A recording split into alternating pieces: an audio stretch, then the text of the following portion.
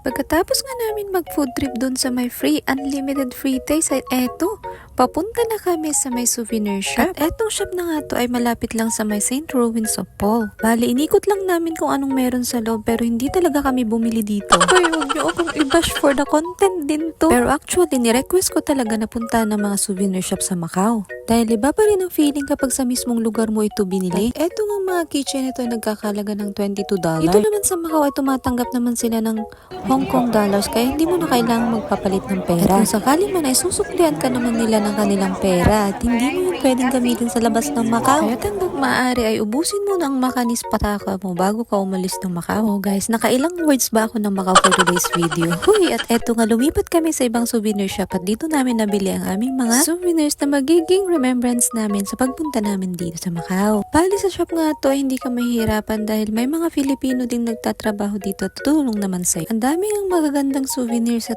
tiyak na marami kang maiuwi. Pero dito hindi kami gaanong bumili dahil hindi namin sigurado kung pwede siya sa hand carry or backpack. May mga ilan nga lang naman kaming kinuha pero yun ay mga siguradong pwedeng iuwi. Sa mga punto na nga to ay sobra naiengganyo ako mamili. Tipo ang dami kong gustong bilhin pero hindi nga po pwede. Una sa lahat ay wala akong pera. Hoy, ang budget. Nauubos sa souvenir. Pero kidding aside guys, alam naman natin sa ating mga Filipino ay mahilig sa mga pasalubong. Lalong-lalo na kapag may mga kamag-anak tayong OFW o mga kakilala nating nasa abroad ay talaga naman lagi nating sinasabi, uy, pasalubong. Pero ngayon, ako nang nagbibigay ng pasalubong. And that's all for now. See you on our next video.